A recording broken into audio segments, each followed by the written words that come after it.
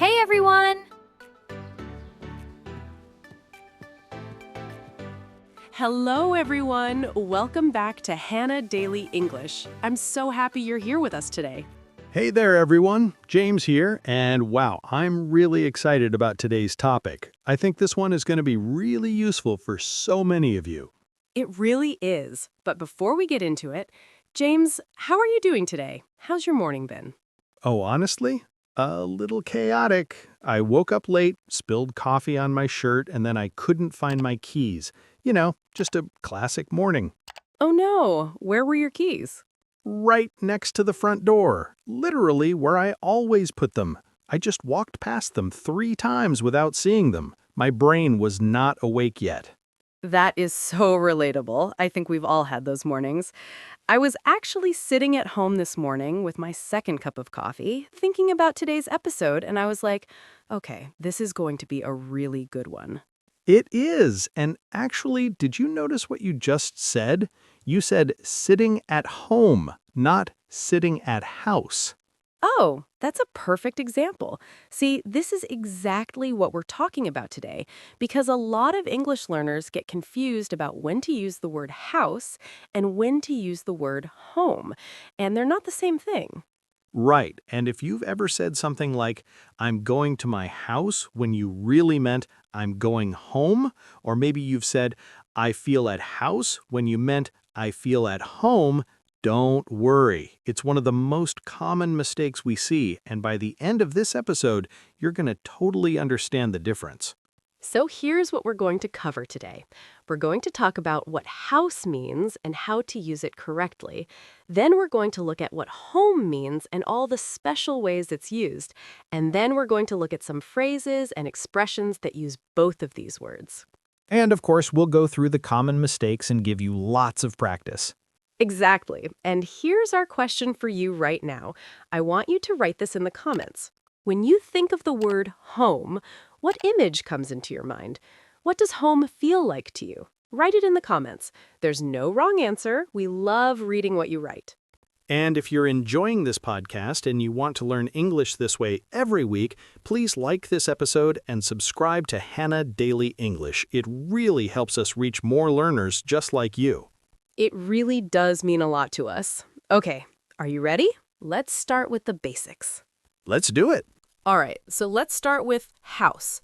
And this one is actually a little more straightforward to begin with because house is a physical thing. It's a building, a structure, something you can see and touch. Right.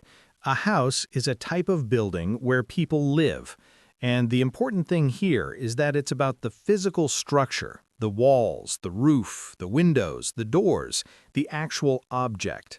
So the basic structure is simple. You can say, there is a house, or I live in a house, or they bought a house. Subject plus verb plus house. That's it, at the most basic level. Let me give you some examples from my own life. When I was growing up, my family lived in a small house in a quiet neighborhood. I remember the house had a red door and a big tree in the front yard. When I describe that to someone, I say house because I'm talking about the building itself. That's a great example. And for me, I grew up in an apartment, so I didn't grow up in a house. But when my husband and I first got married, we rented a tiny house. I remember the house had only one bathroom and the kitchen was very small. Again, house, because I'm describing the physical structure. So think of house like this. If you can take a photograph of it and show it to someone, it's probably a house. It's the concrete, physical thing. Now here's something important. House is a count noun. That means you can say a house, one house, two houses, many houses. You can count them. And the negative is simple too. I don't have a house. They don't live in a house. They live in an apartment. The structure doesn't change. Now, I want to make sure we're clear about something. A house specifically refers to a standalone building, usually where one family lives. An apartment is not a house. A condo might not be called a house. A mansion is a very big and fancy house. A cottage is a small, usually country house. But all of these things, apartment, condo, cottage, mansion, can be called a home, and we'll get to that in a moment. Right. For now, remember, house equals the building. Let me ask you something, listeners. Can you think of a house you remember from your childhood? Maybe your own house, or a grandparent's house, or a neighbor's house. Try to describe it using the word house. Say it out loud. How many rooms did the house have? What color was the house? That's a great practice exercise. And go ahead and write it in the comments, too. We love to read your descriptions. Now, there's another important use of house that I want to mention. Sometimes house is used in compound nouns, words that go together with house to make a new meaning. Oh, yes, like greenhouse. A greenhouse is a building made of glass where you grow plants. It's not your personal home, it's just a specific kind of building. Or warehouse. A warehouse is a large building where companies store things. No one lives there. It's all about the physical structure. Or treehouse. A treehouse is a little structure built in a tree, usually for kids to play in. Again, it's describing the physical object.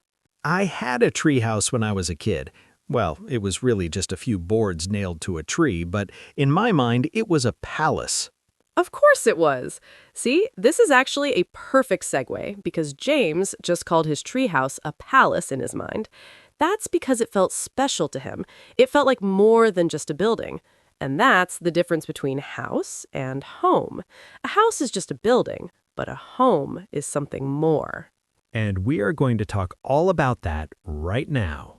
Okay, so now let's talk about home. And this is where it gets really interesting because home is used in so many ways in English. The most important thing to understand about home is that it carries a feeling. Home is not just a building. It's the place where you belong, the place that feels like yours, the place where you feel safe and comfortable. And this is why you can say home even when you don't live in a house. I live in an apartment. I don't live in a house, but I absolutely call my apartment my home. It's home to me. Right. Your home could be an apartment, it could be a condo, it could be a boat, it could be a caravan, it could be a room in a shared house. Whatever place is your personal space, your base, your sanctuary, that's your home. So the first use of home is to mean the place where you live. And here's something really important. Home is often used without an article or preposition in ways that house is not. This is a big grammar point. Listen carefully. You say, I'm going home, not I'm going to home. You say, I'm at home. You say, I'm staying home today. You say, let's go home. With house, you need a preposition and usually an article. I'm going to my house. I'm at my house. You need that to my or at my. But with home, when you mean the place where you live, you usually use it without to or my. You just say home. It's like a destination that needs no further description. Let me give you a dialogue example so you can really hear the difference. Imagine two friends texting each other. Friend 1, where are you? Friend 2, I'm on my way home. Notice on my way home, not on my way to my house. You could say that, but it sounds more formal, more literal. On my way home is natural and warm. Or imagine someone finishing work and saying, I can't wait to get home. That sentence has emotion in it. It suggests comfort, relaxation, escape from the day. I can't wait to get to my house is grammatically fine, but it sounds a little strange, a little cold. Exactly. Home carries that emotional warmth. House is neutral. Now, the second use of home is in the phrase feel at home. This means to feel comfortable, relaxed, welcome in a place, even if it's not your actual home. For example, I always feel at home at my grandma's house. I'm at her house, not my house, but I feel comfortable there. I feel like I belong. That's feeling at home.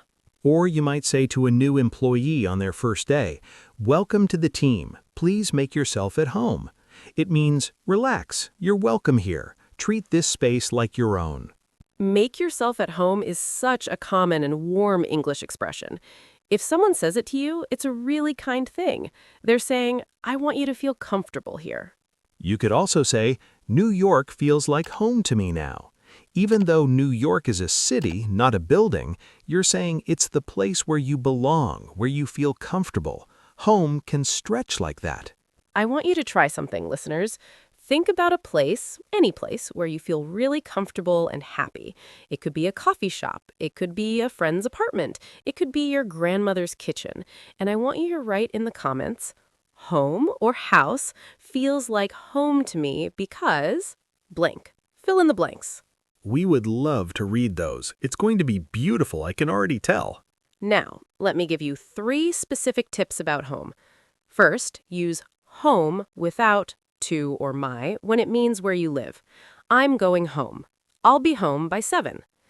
Second, use at home to mean you are currently in your house or apartment. Sorry, I can't meet today. I'm staying at home. Third, use feel at home or make yourself at home to express comfort and belonging in a place. These are fixed expressions. Learn them together. Great tips. And let me add one more thing. In English, we also have the expression, home is where the heart is. It's a famous saying that means home isn't about a specific place or building. It's about where the people and things you love are. Wherever that is, that's your home. I love that. It's so true. Okay, we've talked about house as a physical building and home as a feeling of belonging. Now let's look at some more specific uses, phrases and expressions that use both words. Because both house and home show up in a lot of idioms and fixed phrases, and knowing them will make your English sound really natural. Let's start with some common house expressions. The first one is on the house. If something is on the house, it means it's free. The business is paying for it. For example, you go to a restaurant and the waiter brings you a free dessert. He says, compliments of the chef. It's on the house. That means you don't have to pay. I love when that happens. Another good house expression is a full house. A full house means every seat is taken, every space is filled. If you go to a concert or a theater and every ticket is sold, you can say it's a full house tonight. Or in a card game like poker, a full house is a specific combination of cards. And there's also keep house or run the house. To keep house means to take care of the cleaning and organization of a home. Some people say she keeps a clean house, meaning she keeps her living space very tidy. Now let's look at some home expressions because there are quite a few of these. We already talked about feel at home and make yourself at home.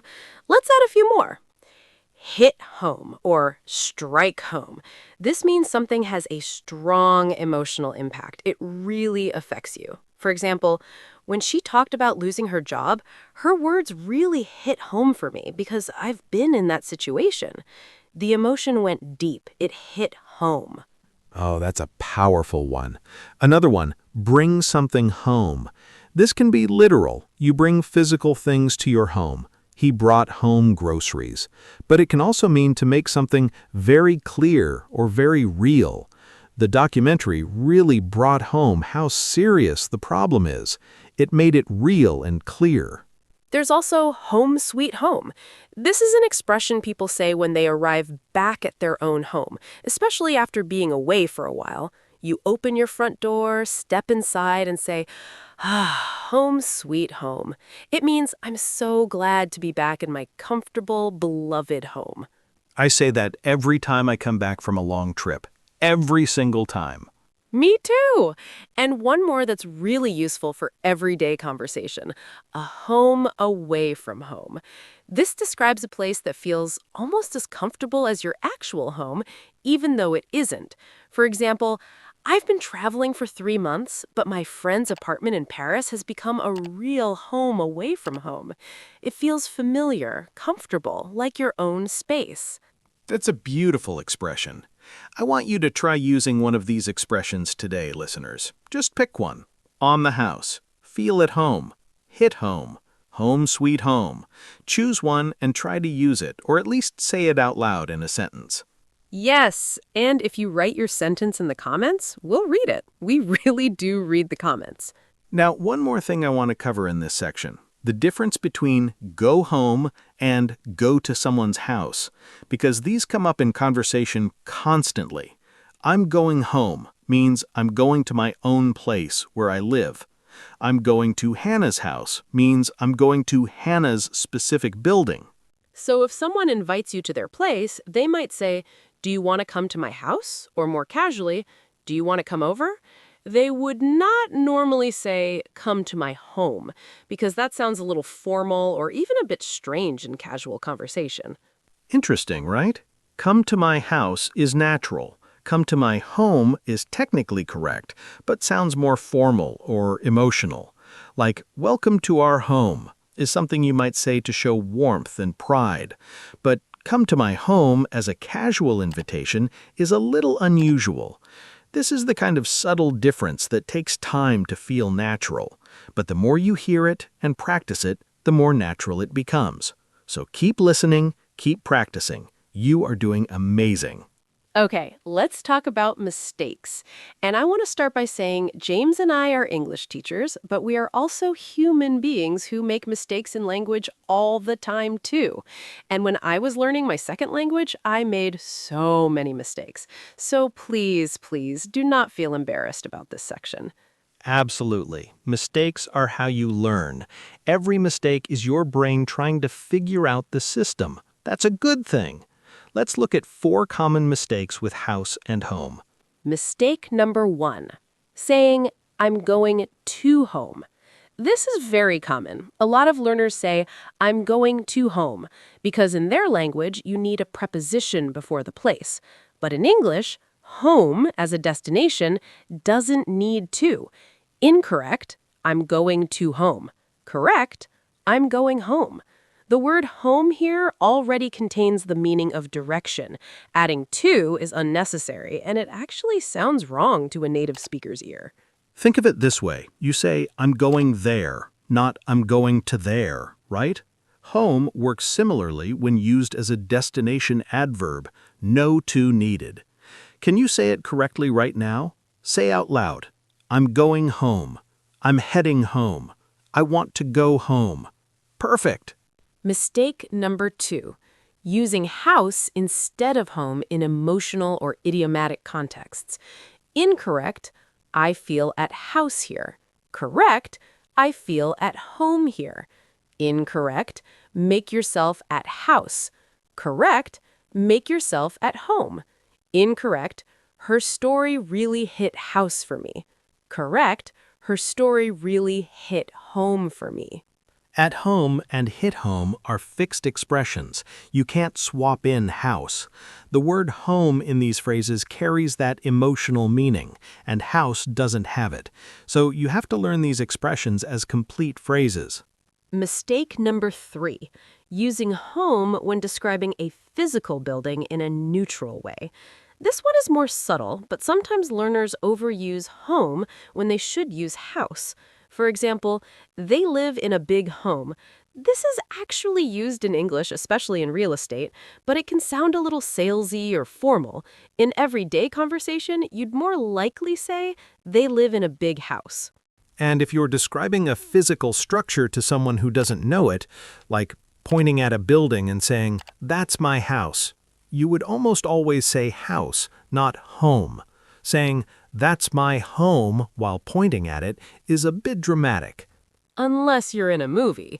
But in real conversation, when you're describing the building itself, use house. Now, mistake number 4, forgetting that home doesn't always need an article. A lot of learners say, I'm going to the home, or I'm going to a home.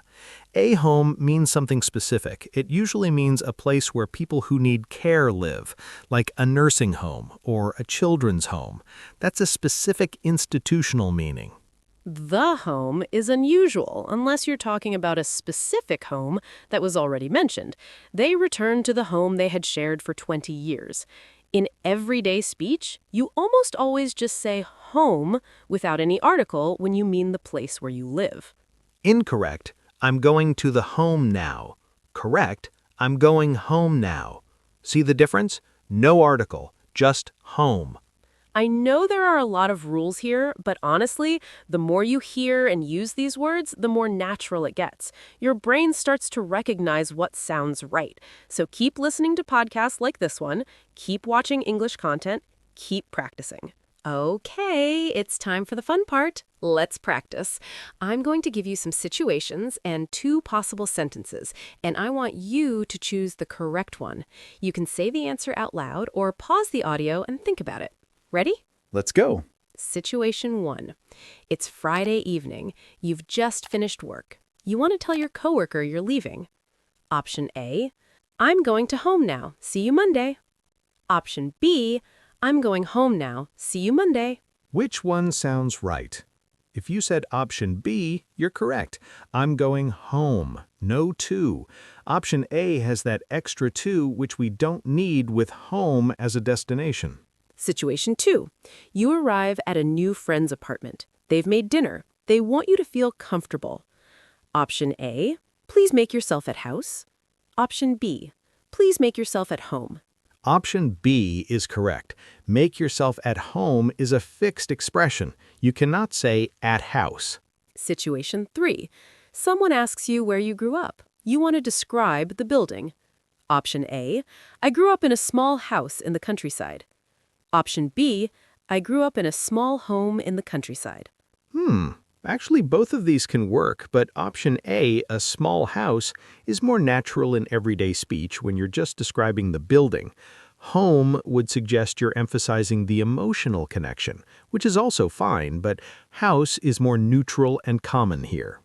Good observation, James.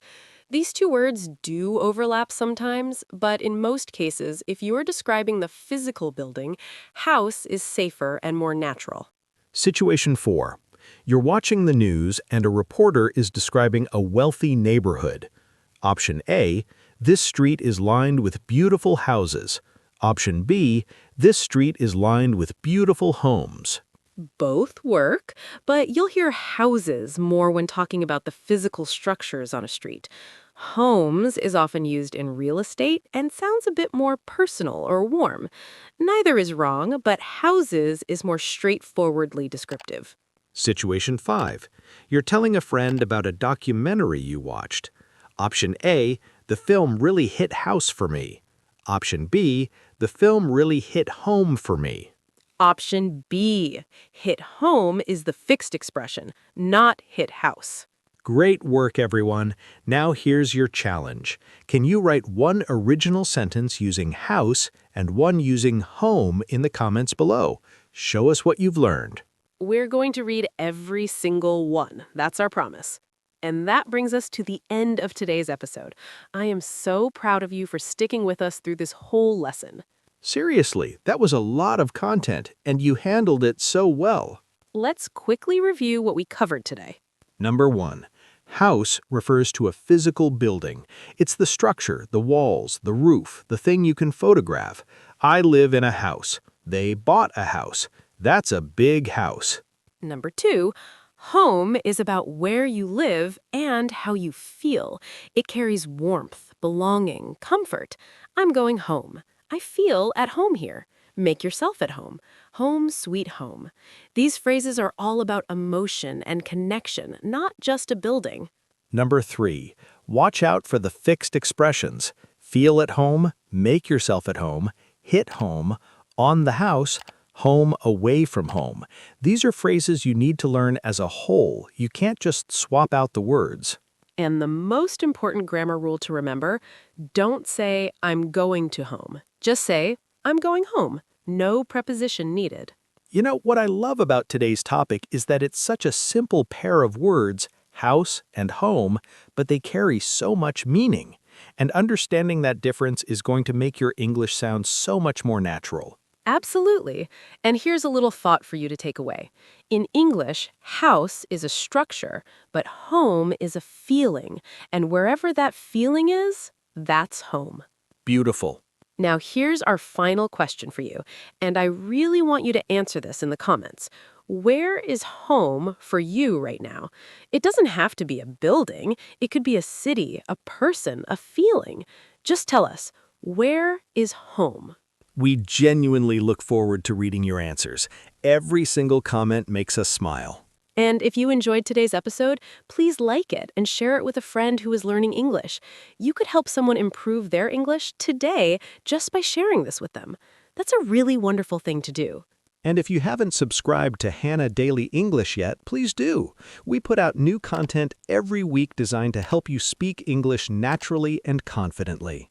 We work really hard on these episodes because we want you to succeed. We believe in you, and we know that with practice and consistency, your English is going to keep getting better and better. Don't worry about being perfect. Just keep going. Every time you try, you're making progress. Every time you speak, even if you make a mistake, you are learning. Exactly. Progress over perfection, always. All right, everyone. Thank you so much for spending time with us today. We'll see you next time. See you next time. Keep practicing, and remember, home is wherever your English journey takes you.